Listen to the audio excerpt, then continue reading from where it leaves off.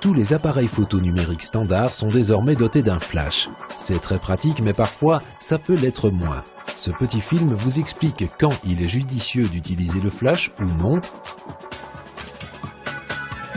comment éviter la surexposition et les yeux rouges, et ce qu'est un flash de remplissage. Vous pourrez ainsi utiliser votre flash de façon optimale et en toutes circonstances. Les appareils photo numériques possèdent en standard une photosensibilité très faible. Cette photosensibilité correspond en général à un film photo de 100 ISO. Concrètement, cela signifie qu'un appareil photo numérique a besoin de beaucoup de lumière pour prendre une bonne photo. Le flash constitue donc une source de lumière supplémentaire. Vous devez simplement savoir comment et quand utiliser le flash. Un flash intégré présente une portée limitée de 3 à 4 mètres. Si votre sujet se trouve au-delà de ces 3 à 4 mètres, le flash n'aura aucune utilité.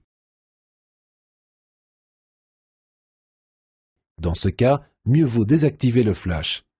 Les meilleurs appareils photo possèdent un bouton spécial pour le flash.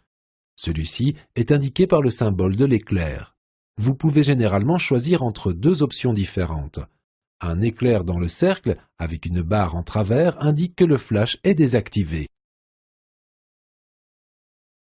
Lorsque le sujet est trop près du flash, celui-ci sera souvent surexposé.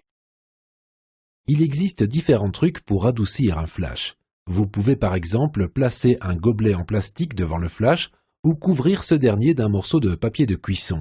Le flash sera ainsi plus diffus et moins rude. Cette astuce permet aussi d'éviter les yeux rouges. Les flashs intégrés sont en effet souvent confrontés au problème des yeux rouges. Ce phénomène est dû au fait que le flash intégré se trouve trop près de l'axe de l'objectif. Si un sujet regarde tout droit vers l'appareil, la lumière du flash est réfléchie par la rétine, ce qui crée l'effet yeux rouges sur la photo. Certains appareils sont dès lors dotés d'un pré-flash qui a pour effet de rétrécir la pupille et donc de limiter le risque de réflexion de la lumière. Autre alternative efficace, le flash indépendant, qui permet de flasher de façon indirecte. Vous inclinerez dans ce cas, par exemple, le flash vers le haut, de sorte que la lumière se réfléchisse sur le plafond. Même lorsque la lumière est suffisante, il peut être recommandé d'utiliser le flash. On parle dans ce cas de flash de remplissage. Lorsque le sujet se trouve devant un arrière-plan fortement éclairé, mieux vaut utiliser le flash. Dans ce cas, réglez le flash de sorte qu'il soit toujours actif.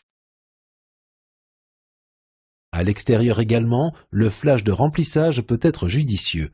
Il vous permettra d'atténuer les ombres. Si vous ne pouvez pas utiliser le flash alors que la lumière est insuffisante, optez pour une valeur ISO supérieure, soit une plus grande photosensibilité. Votre appareil photo aura dans ce cas besoin de moins de lumière pour une photo réussie.